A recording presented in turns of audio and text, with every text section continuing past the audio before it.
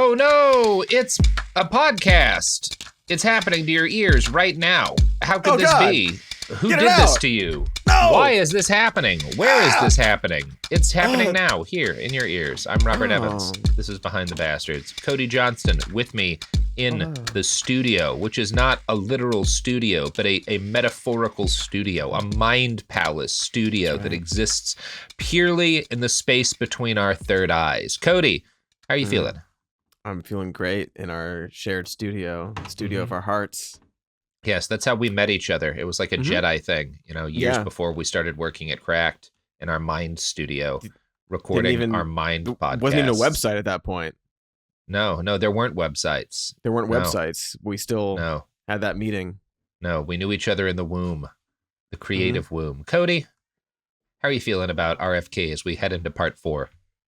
God, I'm not confident in his ability. You don't think this is going to turn out good? I don't think so, man. It doesn't bode well. No, there wasn't a lot of fun stuff in part 3, but he was still like, you could believe at least at points like, well, it seems like he's doing better than a lot of Kennedys are. There was an element of tragedy to him that gives you some sympathy. All of that's about to get flushed down the toilet, Cody. We are now at the part where he kills hundreds of people. Huzzah! Wow. We did it, Joe. Okay. We did it, Joe. And you know what else we just did, Robert? The cold open. It's over. We did the cold open. We're done.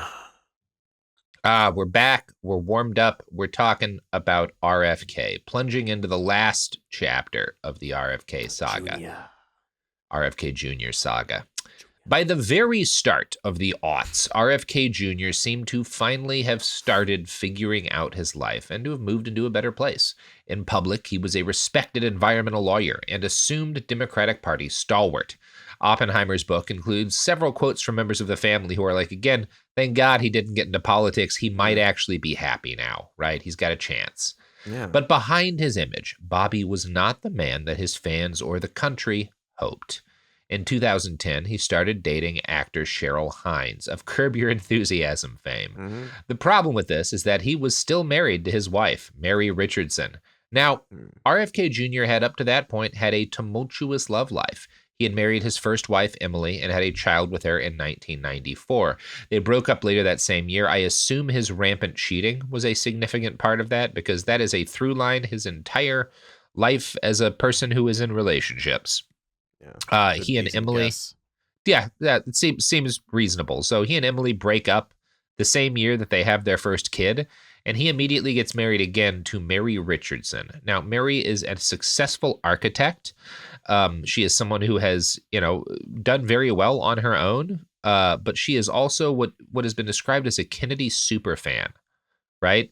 She fucking right? So that's no good. That's not great. Yeah. That's not great. She's been obsessed with the family from a young age, and she Sorry, go ahead. Cody, this story doesn't end well. And she eventually she made friends with one of Bobby's relatives. That's how she and Bobby meet, and they have 4 kids together after they get hitched. The two are together a long time, almost 20 years, but those are not happy years. Mary battles anorexia. She had battled anorexia earlier in her life. By the time they get together, she's on this carousel of medications and therapy that are not always good for her mental health. She struggles with depression, and Bobby's constant cheating does not help with that. Turns out that does not make your depression better. Who could have guessed, right? She'll go into these spirals that can last days or weeks, and a lot of this is not known at the time of the writing of books like After Camelot, which cites Bobby's claims about Mary's drinking and her regular violent outbursts. And if you just were to have gotten it from the book After Camelot, you would assume, well, this is a bad marriage, and Bobby certainly probably did some things wrong, but this lady was, kind of out of control and aggressive, and like, poor guy, what else could he have done, right? There's no living in that situation. That's what it would have seemed like from some of the early reporting on it. Now, more modern reporting, the stuff coming out now, blames Bobby basically for everything that went wrong in this marriage. So, it's one of those things where you kind of have 2 versions of this story, and one, Bobby is mostly a victim. He's a man trapped in an abusive marriage to a woman struggling with substance abuse issues and prone to violence. The other version of the story is that Mary is somebody with some substance abuse issues, but she is also somebody who is constantly discovering her husband cheating on her, sometimes by sexually harassing and assaulting very young women. And yeah, she hits him sometimes, but she hits him in part because she is finding out about these really terrible, unforgivable things that he's done, and she's breaking down, right? Yeah, which, is a different picture than just, well, she's so out of control because she's depressed that Bobby couldn't stand it anymore, right? Bobby's a much more active participant in the modern version of the story. Yeah, there are reasons for this. Yeah, for the behavior.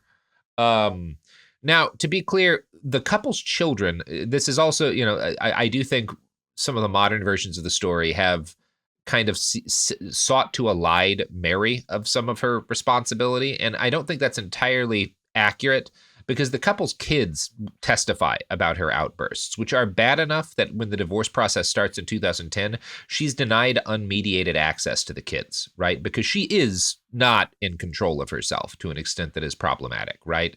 But all of the times that she allegedly struck Bobby are not just examples of her being abusive, they're violent reactions to some pretty horrific abusive behavior on Bobby's part. And so you get passages like this in After Camelot. Quote, based on a sworn affidavit Bobby filed in Westchester County's New York Supreme Court on September 16, 2011, he had been victimized by Mary for many years, to the extent that physical abuse was involved. He testified that early in his marriage to Mary, the two had a blazing argument over his continued friendship with his first wife, Emily, during which Mary hit me in the face with her fist. She was a trained boxer, and I got a shiner. Her engagement ring crushed my tear duct, causing permanent damage. He testified that she asked him to lie to her family about the cause of his black eye. He also testified to a time in May 2011 when Mary ran over and killed the family's dog in the driveway. She asked the couple's youngest son, Aiden, to call Bobby and give him the news. When he asked the crying child to put his mother on the line, according to Bobby's testimony, Mary demanded that he come to the house and spend the night there in order to help her calm down the children. When he hesitated, she became upset and said that if he didn't recommit to the marriage and call off the divorce, she would kill herself. Don't kill the family dog. I don't think she meant to. No, but maybe she did that to try to get Bobby back. Like it's just a bad time. Those poor kids, right? Those poor kids. Yeah. Now, I mentioned earlier that a lot of writing on the Kennedys is of mixed provenance. A lot of it's tabloid level kind of shit. One of these tabloid level things is a book called Ask Not: The Kennedys and the Women They Destroyed. That title is just a little, I don't know, exploitative to me. This book was published before, though, most of the allegations against RFK came out. This is before his presidential run and whatever. And the author, Maureen Callahan, claims that the whole horrible story of Mary hitting the dog with her car happens right after she finds out about yet another affair. Maureen writes that she was, quote, so hysterical that she'd run out of the house, gotten in her car, backed out of the driveway, and accidentally run over and killed Portia, the family dog. Now, some of the pieces of this story were around in the After Camelot days. You just had to poke a bit at the edges of the stuff in the mainstream reporting.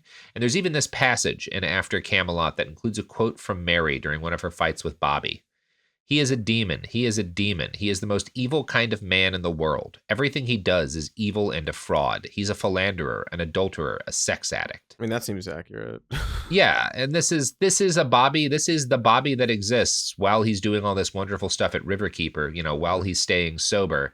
Like, he's among other things. Kennedy stuff. It's Kennedy stuff, right? Yeah. It's Kennedy stuff, and his wife was somebody who had pre-existing mental health issues, and this just absolutely demolishes her. Yeah. Right. Yeah. Callahan claims that Bobby tried to get a therapist to diagnose his wife, in order to for the court process, right? So that he could basically cut her out of having access to the kids. Yeah. And you'll hear a lot that she had BPD, that she was a borderline personality disorder. That may be where the claims of BPD came in. There's allegations that Bobby basically shopped around for a doctor. The therapist who spoke to Callahan and said that he tried to get them to diagnose his wife basically suggests that, this is something he did for the divorce, he may have basically been bribing medical professionals. Those are allegations made. I can't speak to their veracity. Here's the next part of that story, though, as reported in an article recently published in Vanity Fair. After Kennedy left her, Richardson proposed that she live in the guest house while Kennedy and Hines lived in the main house and that she keep the Kennedy name. He declined and then tried to avoid paying her child support, using his brain fog as a medical excuse for alleged financial straits. Richardson, her behavior increasingly erratic, eventually lost custody of the children to Kennedy. The Kennedy family, including Carrie, who had once been like a sister to Richardson, began to distance themselves from her. On May 16, 2012, Richardson's housekeeper discovered Richardson hanging from the rafters in the barn. So, yeah, it's bleak. It's a bleak story. It's really bleak. Yeah. That's... Oh, boy. I don't even know. Hard to laugh on a podcast about anything there. I'm not sure what to say other than that's just devastating. Really terrible series of events. And... like I said, those poor kids. Yeah. Yeah. And it's, you get Mary's family describe RFK Jr.'s behavior as psychological torture. And they even try to do a wrongful death suit. Now, I don't know, was he intending to hurt her? I don't have evidence of that, certainly. But his behavior is like would inevitably cause harm. Right. Well, doesn't need to be intentional. It's just like that's how he's been, how he is in his life, floating through it. Yeah. Treating people in this way and doing other that. people aren't real, yada, yada, yada. Right. Yeah. So Bobby and their kids make the decision to have Mary buried on Kennedy land, not the place her family had requested as a burial plot. And 8 months later, Bobby made the decision to have his ex-wife exhumed and reburied away from everyone else. Very unclear as to why. Yeah, it's a weird thing, and I don't see any good explanation for this. The author of After Camelot describes this as like a bleak coda to her whole life story. Mary had always been a lonely person. Yeah, it is, right? It is. Like, that's... Yeah. And he just wants to keep her away, even in death, from her family, from everyone else. Yeah. Was was she relocated to where she was originally requested to be? No. Why? What? It's unclear. Unclear. That's so weird. Yeah. Yeah. The author of After Camelot is basically like, Mary had always been lonely, and now he wanted to keep her away even further, even in death. I don't know if that's accurate. Cool. So he did it for the poetry? Like, what? Like, yeah, he did it for the poetry. Just like Byron. Just like Byron. That's so... All right. Great. Weird move, Bobby. Like, weird one, Bobby.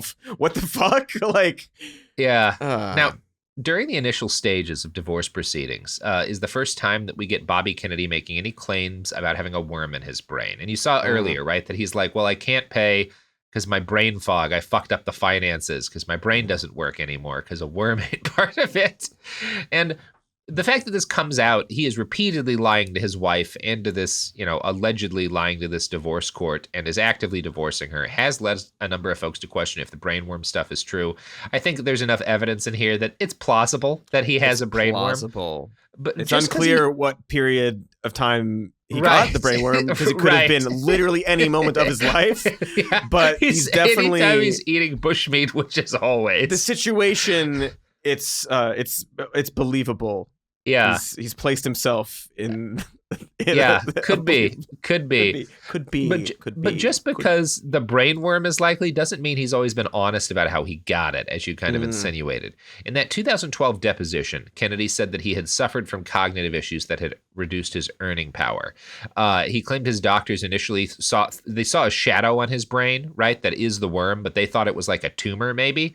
And he had a planned operation at Duke, but he says he got a call from a doctor at the last minute who was like, no, it's a parasite. But in a YouTube interview, the day after this story broke into the mainstream, he gave a different version of events where a random Irish doctor encountered him and saw his x-rays and was like, no, I don't think this merits surgery. We just have to wait to see if it gets better. It's something else. Anyway, it doesn't matter which version of events is true, just that like they're kind of different. He can't keep his story straight in public, maybe because the brain worm that ate part of his brain. Yeah, right. The part that remembers where you got the brain worm was destroyed by the brain worm. That's the first part that the brain worm. If you know anything about brain worms, they go Cody, straight for that part. They go straight for the part of the brain that remembers you have a brain worm. They don't want you to know where you got it. Then you won't get it again. Right. They want you to keep getting those brain worms. That's how they breed. Now, it doesn't really matter, which of these slightly different versions of events is true. What matters is that, he's not keeping his story straight in public. It's worth noting that in response to widespread mirth about his literal brain worms, Bobby wrote this on Twitter. I offer to eat 5 more brain worms and still beat President Trump and President Biden in a debate. I feel confident in the result, even with a 6-worm handicap. One of the better tweets that has been sent, honestly. I loved seeing that. That's so funny. It was the best thing he could have posted. It is. It really is very funny. It's so good and true. Not on like being correct about the issues, but in his ability to like communicate. I think he kind of nailed his confidence there. What's extra funny, Robert, is you were writing this script while we were sitting in the RNC convention. Yeah. I didn't disagree. Now, it's so good. I know that up to this point, most of the bastardry in Bobby's life has been confined to his personal life, with the notable exception of intervening in the Skakel murder trial. But in the early aughts, starting a few years before Mary's death, Bobby began to get increasingly involved with the movement that would lead him to causing the greatest amount of harm so far that he has caused to the world.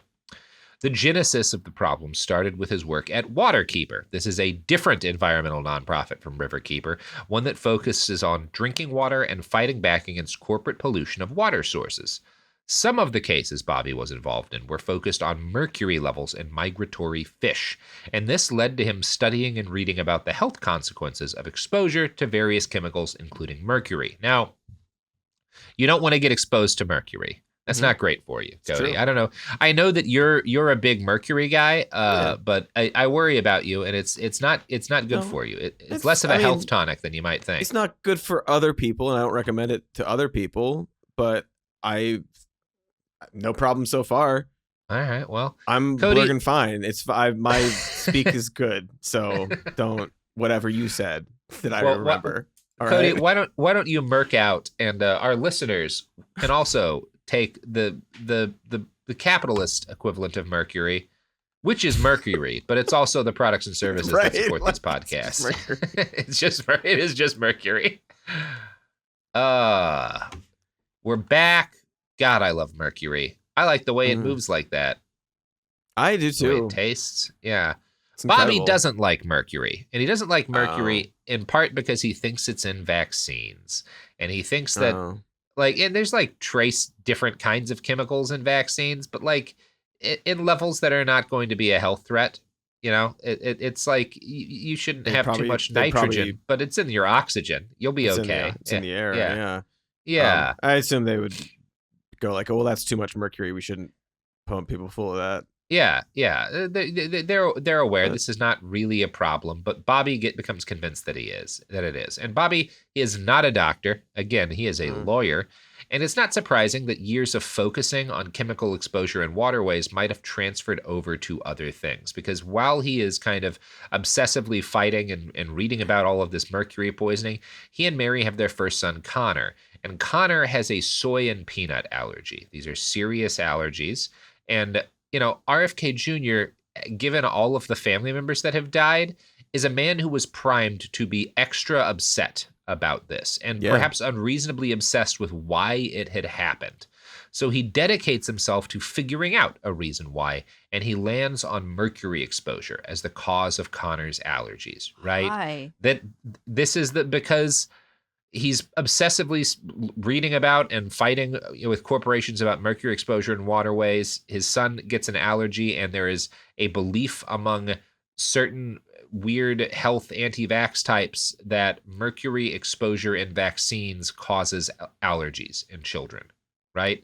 This has existed for more than 20 years now, this belief that like these trace chemicals in vaccines are causing our kids to get develop weird allergies, because it can't, my son who has this potentially life-threatening allergy that scares me, it can't just be because some kids have allergies. There has to be a reason, right? There has to be something I can crusade against. Right, I was gonna say, like, it needs to be some like entity that I can actually like go after. Like, it can't just be like, oh, that happens. It's gotta be like, no, I have a focus, I have a target, and I can use the power of the Kennedys to destroy that target.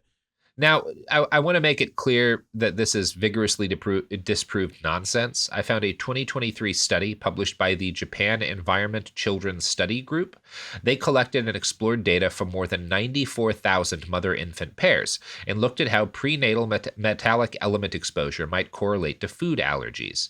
To make a long story short, they concluded, quote, no association was found between prenatal mercury or manganese exposure and the risk of allergic diseases, right? Mm-hmm. That's a very large study. It's not the only thing you can find on the subject, but there is no evidence that this is a thing at all. And in fact, pretty strong evidence that it's not.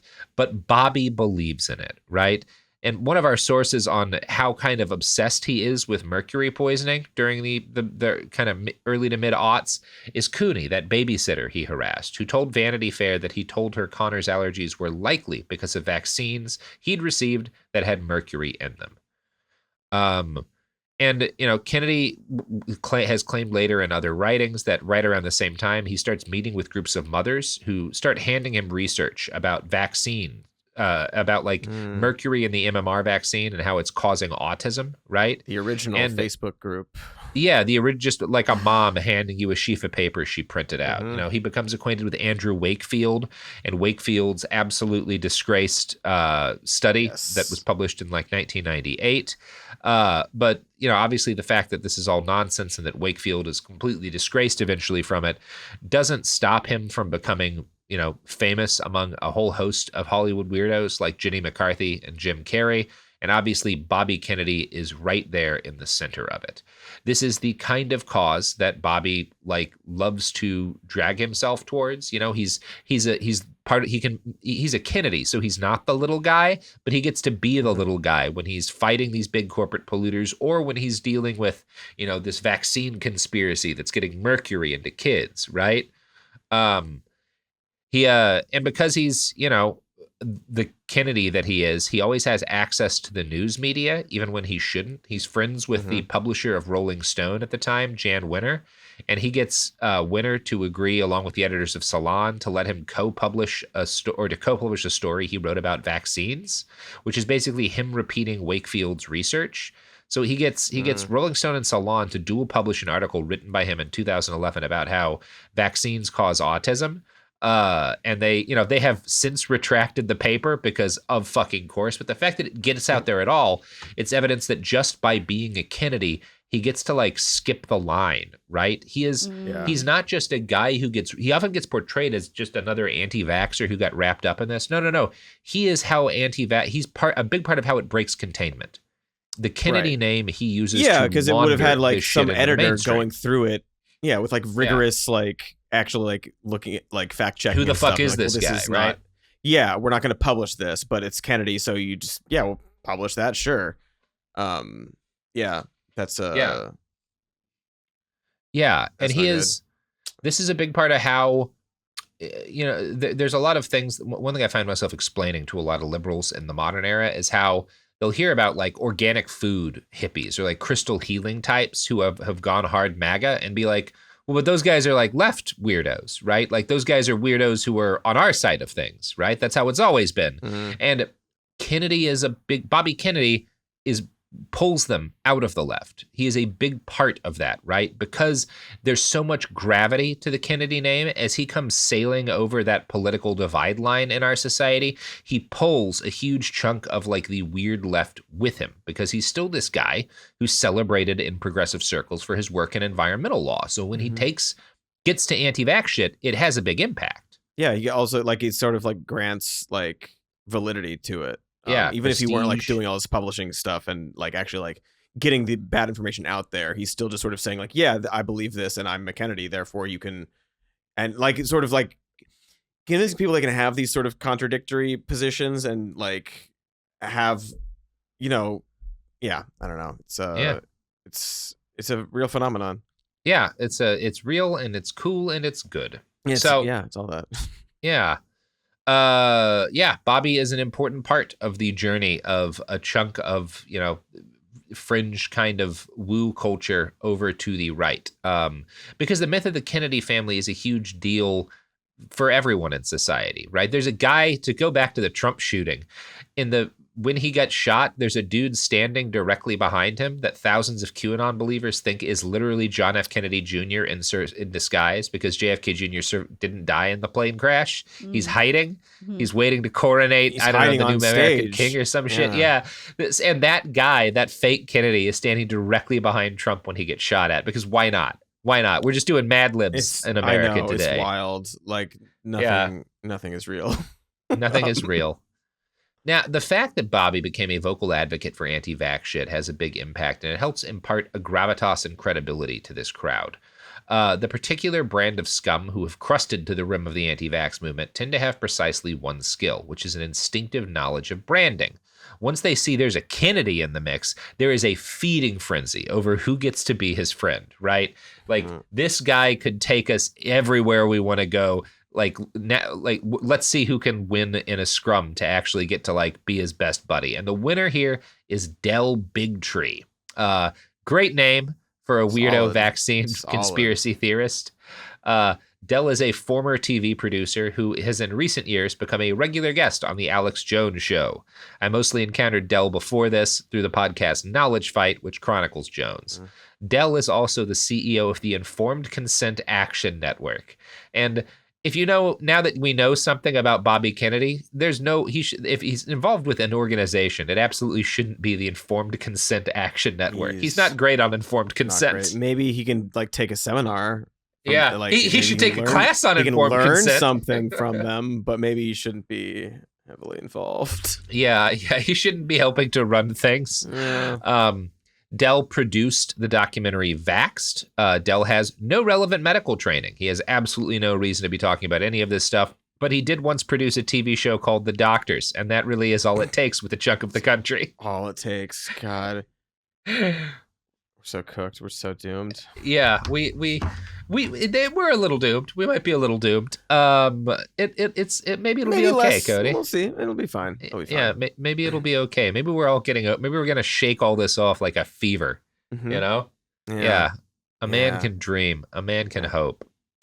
As I stated earlier, Del has an instinctive understanding of PR and how to do the slow work of ideological capture.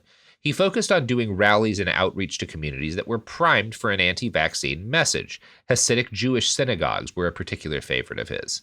Kennedy gave him inroads into an even larger community, Americans who still thought back mournfully to the what could have been of Camelot. Bigtree connected Kennedy to Wakefield, and the three did numerous appearances together. RFK Jr. starts writing anti-vax books with titles like Vax, Unvax, Let the Science Speak. And I don't know how much of these he's actually writing. Again, it's kind of like that thing with his thesis. Is he just, because he puts out so many books. Yeah. He's like more than one a year sometimes. I kind of think he's just paying people to write books for him. And he's like, it doesn't matter. What matters is that the Kennedy name's on it, and I agree with the message. Yeah. Or the worm's working overtime. Or that worm, that poor worm. Just I'm really starting to feel sorry for the worm. A lot of sleepless nights for that worm, just hunched over the brain while RFK is hunched over the typewriter.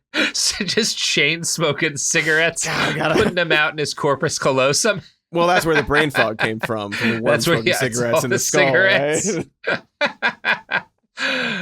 Oh, fuck. Now, by this point, RFK Jr. is firmly flirting with the fringes, but this stuff had also not been politicized like it is today. Every mainstream political figure was against the anti-vax weirdos, right? George W. Bush was not a big anti-vax guy, right? Mm-hmm. And so during that kind of period, it's not super obvious which political party you would want to be on if you're this kind of weirdo, right? You're certainly not necessarily gravitating towards the Republican Party, right? Up to the early 2000s, RFK Jr. still hung out with Bill Clinton on occasion and counted himself a member of the liberal elite. Vanity Fair traces the moment when this changed to 2014. Quote, Kennedy married Hines in a wedding attended by a glittering array of friends, including Larry David and Julia Louis-Dreyfus, and moved to Los Angeles. The move marked a reinvention of sorts, distancing Kennedy from his East Coast network and perhaps removing some of the built-in guardrails that had tempered his worst impulses. In addition to consulting for companies seeking his environmental seal of approval, he chaired the 501c3 nonprofit Children's Health Defense, which began in 2007 under the name World Mercury Project and inveighed against vaccines and fluoride in the water. So he moves to Hollywood, and that's kind of what cuts the tethers to reality for this guy. Obviously, some of this is Larry David's fault. I think none of us is surprised of that. Whenever anything evil happens in the world, I assume Larry David's got some involvement in it. Yeah, he's somewhere up in there. He's pissing somebody off. Larry David in Darfur. There's an episode of Curb in that. Yeah. Probably not. Probably shouldn't do that. Anyway, the World Mercury Project had been founded in 2007, and today, under the name Children's Health Defense, Bobby presides as chairman over a $15 million a year organization. They particularly target new parents and minority communities. During the start of the COVID-19 pandemic, they launched a media campaign to argue that COVID was not, in fact, very dangerous, and people should avoid the vaccine at all costs. They are particularly pushing this in Black communities. The CHD targets Black Americans with propaganda, comparing the COVID vaccine to the Tuskegee syphilis study. Basically, Bobby's like, hey, you know how you don't trust the government because it's fucked you around? Why would you take this vaccine? Just kind of raw dog COVID. It'll be fine. It's better than letting the government experiment on you. It's not just, Bobby's shit that feeds into this. There's a lot of socioeconomic stuff. So it's hard to say how much of this is Bobby's doing, how much of vaccine hesitancy in the United States is Bobby doing. But the CHD is like, people who have gone in and looked at social media will note that propaganda spread by the CHD is some of the widest spreading anti-vaccine and like anti-COVID-19 sane, reasonable prevention statistics propaganda that goes out on the internet. It spreads incredibly widely, right? So you can't really say, here's how many people Bobby killed by doing this, but I would argue that by any reasonable stretch of the imagination, he beats Ted's Chappaquiddick count, right? Right. Yeah. It's drunk driving may be the least dangerous thing for the Kennedys to get involved in. Yeah. Analysis by NBC News claims that the CHD is one of the top 3 sources of fake news about the coronavirus vaccine on the entire internet. Basically by any argument, there's a body count RFK has that's very significant. There's some sort of negative health count regardless, like he's hurt people. Or prevented them from not getting hurt from like seeking, basic reasonable help for their situation. And telling them apparently that COVID's fine and you should feel fine getting it, which again, the community did get disproportionately. Maybe that is bad.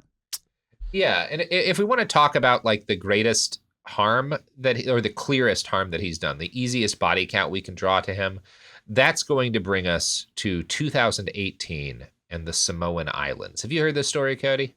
I don't think so. Oh boy, this is bad. This is a real bad one. Yeah, I don't think I have. I don't. Oh, okay. Do I want to hear this?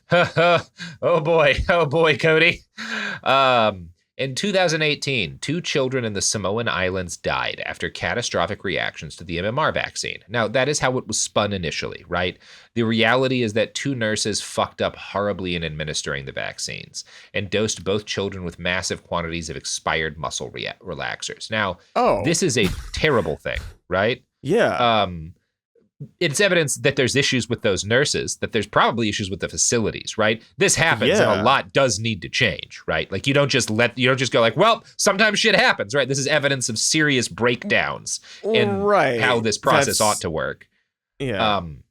But RFK Jr. takes it as like, this is proof that the vaccines that I blame for my son's allergies are a threat to life and limb, right? So he throws himself and his organization, all of their resources, into spreading anti-vaccine propaganda just in Samoa, right? And because he's a Kennedy, and because he's got a shitload of money to spend on this ad campaign, people listened. The Samoan prime minister was not used to dealing with social media campaigns at this scale and sophistication. The rapid outcry cultivated by RFK's organization caused him to announce a halt to the administration of the MMR vaccine across Samoa.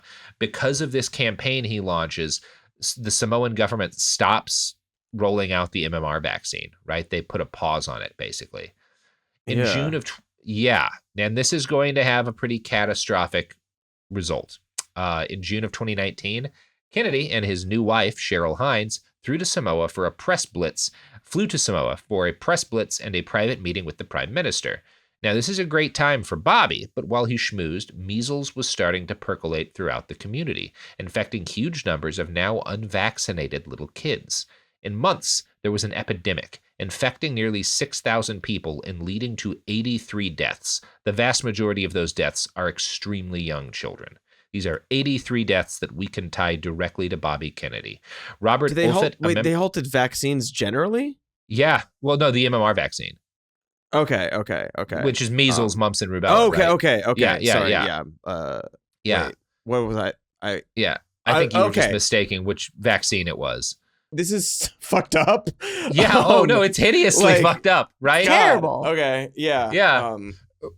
Robert Offit, a member of the FDA advisory committee who analyzed the epidemic later, concluded Robert F. Kennedy Jr. had everything to do with that, and it shows you how disinformation can kill. So that's he bad. Killed those people. He killed those kids. He killed all those kids. He's like literally the reason that those kids are dead. That's so fucked up. Yeah. He gave those kids measles. Mm-hmm. He sure did. He got them. Bobby. What do you even say at a certain point? You say Bobby, like you didn't. Why did you? Does he care? Did this happen? Does he like? Does he know? Does he understand? Does he understand that this happened? I'm sure he knows, and he doesn't think it's his fault in the slightest. Am I We're right? getting to that, Cody. We're getting to that. So we're getting to that, but first, let's get to some ads. Then we'll come back. Cool. We'll come back and talk about this. Okay. We're back. Wow. And you know what? I after listening to those ads, my opinion is completely different. Cody, let's get the MMR vaccine sucked out of our bodies. No, I'm back on board. Thank you. I'm gonna Jr.'s say charity. no. Nope. But Sophie, what's what we're doing? I got a vacuum rigged up on reverse. Yeah.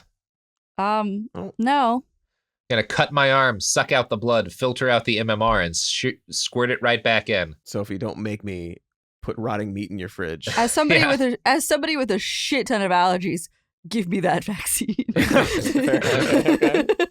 Speaking from experience already. So that Samoan epidemic was so devastating that the prime minister reversed course, declared a state of emergency, and put a vaccine mandate in place. Good. Once people started getting vaccinated again, the measles epidemic ended. Wow. Now, any reasonably humble and aware person would have recognized at this point, I have fucked up in an unforgivable way, right? Obviously, my actions caused this, and obviously, as soon as they stopped listening to me, it got better. Well, I fucked up, right? That's not what happens, because Cody, being a Kennedy means you only have to listen to reality when it sends a bullet your way, right? Like that is the essence of this family. And That's so not the lesson to learn, man. God, so many better lessons from all this. Yeah, quite a few of them. RFK Jr. ignored the fact that he had gotten his way, children had died, and his whole ideology of vaccine hesitancy had been shredded. When confronted by a filmmaker for an upcoming documentary, Bobby refused to even acknowledge what he'd done. I had nothing to do with people not vaccinating in Samoa. I never told anybody not to vaccinate. What? How can he do that? I guess that's true. Like I said, you just told them the vaccine was dangerous and whipped them up into a frenzy. We're not allowing a man not taking responsibility for his own actions. Oh my! What? Yeah, it's Bobby, pretty funny. You can't do that. You can't say that. I mean, you can, obviously. I guess you can. He's like, it was the worm. Yeah. I didn't tell them not to take it. I just said if they did, they'd die. Yeah, exactly. I just told them it was going to kill their kids. Not my fault that they acted based on that. Now, with a campaign, with a fucking organization that Your multi-million-dollar propaganda arm. Bobby. Robert, it's just so interesting the like selective choice he has to understand what his last name means to people. Like the fact that a Kennedy, saying to people, don't do a thing, like he forgets the weight of that. He forgets that like people take that name seriously, and he's like, what, me? Who? People dead?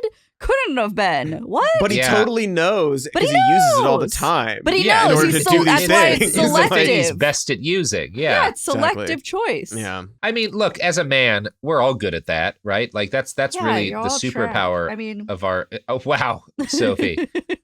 I mean, I don't disagree, but you shouldn't say it on the air. You can't just say that. I selectively say it. Not all of you are trash, except all of you are trash. Too bad, Sophie. Twitter already heard you say the first thing, and they are angry. They're not happy. They're gonna lose their minds. Really tired of listening to men lie. Really tired of it. But it's so easy. And I know. Easy to get away with. Easy to get away with. You should see what I'm doing in Samoa. Jesus. Whew, boy. Yeah, but at least you told me the truth about that. Yeah, I did. I did. That's good, at least. So, in subsequent conversations, Kennedy would suggest that the measles epidemic had in fact been caused by the vaccines. He also claimed that allowing dozens of people to die by inciting vaccine hesitancy was an experiment, quote, to measure health outcomes following the natural experiment created by the National Respite from Vaccines. And if that's the case, I'd say we learned what happens when you have a natural respite from vaccines. Yeah, that's... Babies do another die. fucking experiment? You need to get in the lab again, Bobby? The lab being like fucking the world. Like, I think we might need to do another experiment. No, I'm not going to make a Kennedy assassination reference, but you know what I was gonna say. But right? there's like the implication was there. Yeah, Robert, Bobby. It's always Bobby's. So God, any kind of infuriating. We don't have to dwell on this. That's so fucking. It's the worst. Like it it's drives just you like, crazy. well, I didn't do it, and if anything, because he said he didn't do it. He didn't do anything. Yeah. It didn't have anything to do with it. Yeah. And then he's like, well, yeah, I did it. It was an experiment and it fucking ruled. Like, it was great. What are these two thoughts you have? Like, what is wrong with you? What is fucking wrong with you? He's such a piece of shit.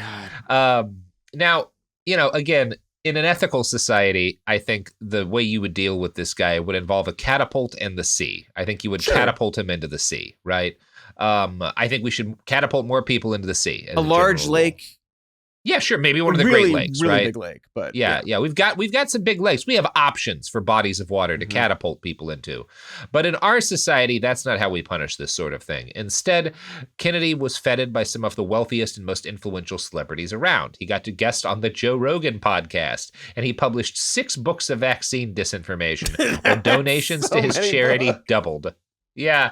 That's too many books. That's an unbelievable amount of books, man. I'm sorry. I don't think you're able to write all those books. I don't think you're doing that, man. Just do 2. Like, that's plausible. Maybe he wrote an outline and had a ghostwriter come in there. He wrote the titles for these books. Yeah, maybe and they're not good titles. Of course they're not.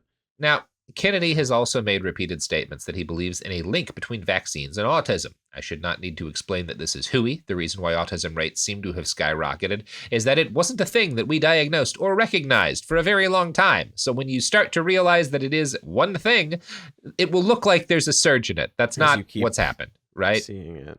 Yeah, oftentimes kids, that we now know are children who have autism, you would diagnose them with like one of a dozen other things, right? We're pattern recognizing, categorizing species. We like categorizing things and then recognizing patterns. We like that, but we do not like critical rational thought. Not our favorite thing. No. Yeah. Or accountability. RFK Jr. has stated that increase in autism rates is a literal Holocaust. Now, you might notice there's some stuff that's messed up about that because the Holocaust killed people and children with autism are alive. That's a good point. Thank you for bringing that up. That might those be. Children are doing fine. Yes, they're not dead, in fact. They're not dead. They're living full and happy lives. Yeah. What a fucking weird thing to say. What a weird thing to say. It's especially weird because he can't keep to one side of the Holocaust comparisons, because he has also compared being a wealthy anti-vaxxer who gets to go on the most influential media programs in the world as being like Anne Frank. He's a victim of the and yeah, I'm an Anne I Frank. knew what you were gonna say. Stuck in the attic of Joe Rogan's fucking podcast. Like fucking like this attic is fucking above a studio and like below. Like, yeah. Yeah. What if Anne Frank had been one of the most influential media personalities of her day? I gotta go on this $1 billion podcast. Yeah. And also, what if no one had ever tried to hurt her? Also, I don't know if you heard, but I'm a Kennedy. Yeah. Yeah. And So she'd had maybe- $500 million. Other than that, great comparison. And like just sexually harassing everybody that he meets. Yeah. There's a lot of reasons not to compare him. There's a lot of reasons not to compare yourself to Anne Frank. Also, a lot of reasons not to say that kids with autism are like victims of the Holocaust. Yeah. I don't it's like great. him. He's Like I never, you know, like from the beginning, obviously, but like, man, he really ramped it up. Yeah, no, he does. He does. By the end here, we're fully in like world-class piece of shit territory. God. Now, Bobby and his organizations also did a lot to spread conspiracy theories that COVID is somehow ethnically targeted against people who are not Jewish or Chinese, a thing that is not possible. All this disinformation caused him to suffer mild consequences during that brief shining period in the early pandemic when some social media sites occasionally punished people for trying to spread vaccine hesitancy, right? Meta banned his Instagram account once the COVID pandemic took off, and Kennedy sued the Biden administration for this, blaming them based on absolutely nothing whatsoever for pressuring Zuckerberg. Oh, you need to get Matt Taibbi on the case. Yeah. Maybe Joe Biden got me banned from Instagram. The Instagram files. I don't- Joe I don't- Biden's like, I don't- Mark, we gotta get. I don't know if Zuck can be fucked like that. No, he's certainly not going like it just. I'm none sorry. Of it makes I'm sense. sorry. I That's just- upset Cody with that statement. I saw Cody's Fine. face. Oh. It's fine. We're fine. I'm so sorry. I'm reacting. Cody. I'm reacting to everything. I'm so sorry. It's a collective face. It's a. You wouldn't get Yeah. kicked like that, though. You're right. Yep. Yeah. I don't know, man. Go call Joe Biden. You're a Kennedy. Like, go ask call him Joe yourself. Biden. You're a Like, Kennedy. Yeah. With that patented Kennedy magic, Bobby turned getting banned into a cause worthy of breaking his lifelong absence from personal involvement in electoral politics, and he turned it into the core of his presidential campaign. Vanity Fair quotes a relative as saying social media was his stash, and banning his account put him into withdrawal. If so, we might see his present campaign as a relapse. Bobby Kennedy is now shooting up the heroin of political prominence. Multiple sources have noted that he remains obsessed with the loss of 800,000 followers, for which he blames Joe Biden. I found one New Yorker interview where the journalist pointed out, hey, you're like one of the most vocal and heard men on planet Earth with access to like the Joe Rogan show and everything. How do you claim that you're persecuted? And he responded, I am, since I declared for president. But before that, I was deplatformed. I was deplatformed completely from 800,000 followers were taken from me on Instagram at the behest of the White House. Again. Just the White House claim. No, But also, there's a thing that can happen with addicts when after an extended period of sobriety, a dam breaks. And with Bobby, the dam breaking let out a flood of narcissism, right? He doesn't fall back into drugs as far as we know, but he's treating fame and social media that way, right? Yeah, It is hooked up to his It's- arm, right? Totally. Yeah. I don't, don't need to go on a tangent, but like, I feel like Russell Brand dealt a lot with that Yup. exact thing Yep. of like, Yep. you replace it with conspiracies, or right now it's Catholicism. Yeah. But you need to fill that space. And there are a lot of unhealthy options out there that exist in order to keep you there. Right. and Right. to That make are it made worse. to be addictive. They're and they- designed for that exact thing. Yeah, that's exactly right. So Bobby cannot, like, one of the things that Bobby can't accept that I think plays into all this is that he is now an old man. He hasn't aged. I would say prior to this, you wouldn't say he'd aged terribly, but he's an old man, right? Sure.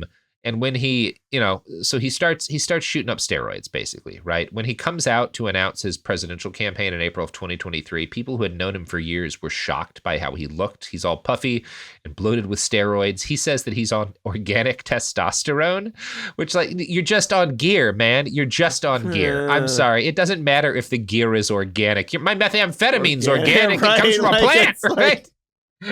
All natural. It's not, it's just you're on test, brother. Like, and I'm sure you're on other shit, but like, come on. One close family friend described him as unrecognizable now.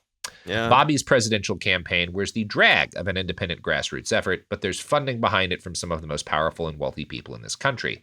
His VP pick is Nicole Shanahan, who you may not know much about, but she is the ex-wife of Sergey Brin and got the job because she has ex-wife of Sergey Brin money that she can throw into the campaign. Vanity Fair explains that additional funding came from, quote, Timothy Mellon, an heir to the Mellon banking fortune, who was given $30 million to the super PAC supporting Kennedy, while also giving $50 million to Donald Trump's campaign, an alignment of interests that critics suspect is strategic, financing Kennedy's campaign to draw votes from Joe Biden and therefore boost Trump. His campaign manager is his own daughter-in-law, Amaryllis Fox, a former CIA agent and wife of Bobby III, himself an actor and screenwriter who once ran a website dedicated to fact-checking political statements. The two met at Burning Man. It's just the most incredible group of people. Oh, just to see. It's like the sentences don't end. Wow. Yeah, no, of course not. In the immediate wake of the assassination attempt, Trump, who back in May had called Bobby a wasted protest vote, started calling for him to receive Secret Service protection. Now, to be frank, I don't disagree with this. I think another dead Kennedy would not improve the sanity of our domestic political situation. Bad, yeah. But the aftermath of that led Trump to reach out to RFK Jr. personally. The two had a phone call, which Kennedy filmed himself taking for reasons that are somewhat unclear, but very likely related to the brainworm. I mean, it's usually that, right? Yeah. An article by the AP describes the scene. The video shows Kennedy listening on a speakerphone as Trump shares disproven claims about childhood vaccines, an issue that has helped Kennedy amass a loyal following. Trump also appears to pitch Kennedy on endorsing his campaign. I would love you to do so, Trump tells Kennedy, and I think it'll be so good for you and so big for you, and we're going to win. Kennedy leaked the video of this call, again, for unclear reasons. Not sure why it got out. Subsequent reporting has provided us with more details. In a shock to those who saw RFK Jr.'s campaign as a Trump op, the calls apparently featured Bobby begging for a quid pro quo job in exchange for endorsing Trump, and doing so to such a blatant extent that it worried Trump staffers, right? They were probably okay with actually giving him something, but the way he mentioned it, they were like, well, shit, if he's recording this or something, we could be in a lot of trouble. Yeah. Which, probably why he was recording it, I guess. Maybe.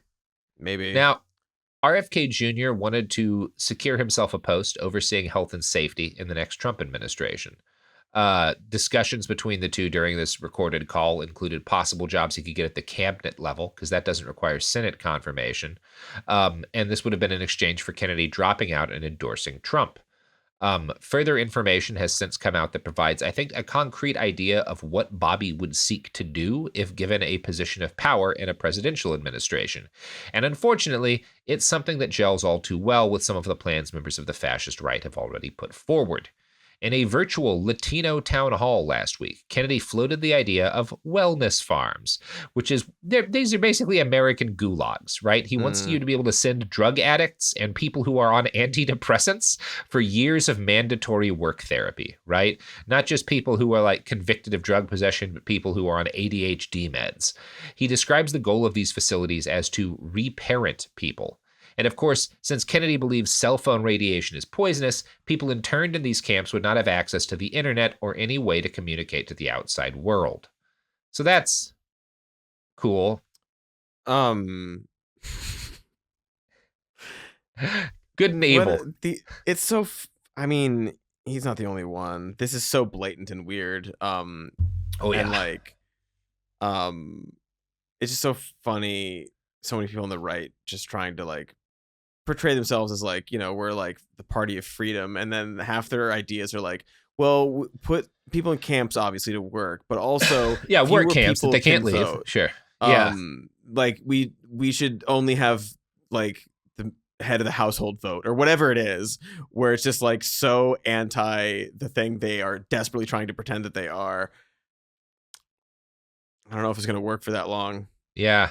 I don't know if it's going to last. I don't know either. It seems like very suddenly it may have stopped working as well. I guess we'll see how long this vibe shift lasts, but yeah, we'll see. I think it like so many things coalesce at the same time, but like Biden just kind of fading into the background really opened things up, I think, for people to realize like, oh, look at these freaks and look at the flawed but mostly normal people.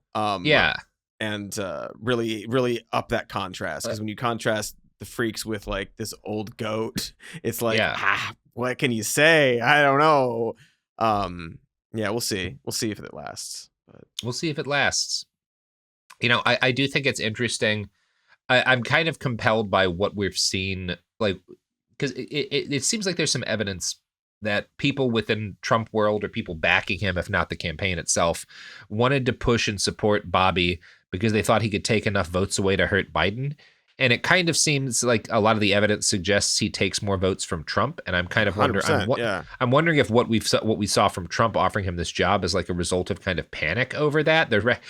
We thought we had control of this guy, and specifically we thought we had control of how he was going to like play in the world. Yeah, he's running as a Democrat, then he's an independent, so he's going to take some Democrats. But like the Democratic Party generally and the electorate kind of rejected him generally. Yeah. So this is not going to work. He's kind of gone rogue. So I don't know. Maybe we'll see how that works. It's just funny how like they keep doing that. Like they keep sort of like realizing like, oh wait, we miscalculated all this. Like from like honestly from the day after we recorded part 1 and 2. Yeah. From like that moment on, it's just been like they don't know what they're doing. They don't know how to react to anything that happens. They don't know the messaging they need to go forward with any event. And it just seems like a 2 to 3 week long, just sort of like crumbling of this, house of what's flimsier than cards? It's a little house of Post-it toilet notes, I paper. guess. I don't know. Yeah. They thought that they crammed the whole right as this coalition of all of the weird, the bad weird in this country, and they crammed it into a tiny sack, and felt like it had enough weight to it that they could swing it and do some damage. But as soon as the sack breaks open, like now there's just nutso shit everywhere, and people are angry everywhere. at the guy who was swinging the sack. Like you right, got all this and like crazy there's like in our an element country. of like, oh, they're just swinging the sack at like this old guy who like I can't even understand. I don't really like him then, either. Like, this isn't my problem, right? Yeah. Yeah, but no, that guy's gone. Now it's just like, quit swinging your sack around. Why are you doing like, this? Get What's these wrong with you? Freaks out of here. What are you doing? Yeah, that's a good wrong comparison. with you? I should note before we leave, the entire Kennedy family basically has disavowed Bobby. All of his siblings that are left alive, everybody's been like, and he got pushed out of Riverkeeper too. His involvement with these charities, because they were like, you can't one day come on and be like, climate change is real, we have to deal with it, and then the next day be like, vaccines aren't real, right? Like you're hurting the cause at this point by being tied to this shit. So my hope is that say that climate change is real anymore. I don't know if he said it lately. I mean, he certainly I'm sure he's like talked about it in the past. Al Gore did the forward to his book. Yeah, it just seems like it's something he would. Like there's that group of people who've like kind of gravitated towards like, well, it's not. It's either like it is real, but it's not a big deal, or like it was a big deal, but we kind of fixed it, so we don't need to do anything about it anymore. Curious about that camp, but me too. Yeah. Well, Cody, that's the showdy. You did it. How you doing? I'm great. Thanks so much for the showdy and the knowledge. Of I learned too much about this guy. Now, we all know too much about this guy now. Now, Cody, are you interested in getting a pet hawk? I just feel like a little bit. You could pull it off. Thank you so much. I think that my dog and cat would not enjoy that. Fair. I would love it if Bobby just started carrying the hawk around, like getting a hawk and become a hawk guy. Why is he not doing that? Yeah. At least then Yeah. there's something fun about it instead of just like, well, he's kind of killing people and lying about it. Except for all of the killing people. Getting his babysitters to oil him up. God. God. Well, but only her. He only ever did to her. So What a piece so of it's shit. fine. Yeah. yeah. Yeah. Anyway, well, we're done. Anyway, Any pluggables, thanks for having Cody? me. Check me out online. I'm Dr. Mr. Cody on with social media. I've got a podcast called Even More News and a web YouTube show called Some More News. It's every Wednesday. Usually, we just did an episode about Tim Pool. We got some Jordan Peterson climate change stuff coming up. I don't know when this is going to come out. I have a band called The Hot Shapes. We're on Bandcamp and SoundCloud. Check it out. Awesome. And Listen to stuff. check out Cool Zone Media's newest show, hosted by Molly Conger, called Weird Little Guys. On the day this episode is released, episode 0 and episode 1 are out now. Robert, anything else? Nope. I'm done. I'm tired. I'm gonna go nap. Goodbye. Yeah, me too. Bye.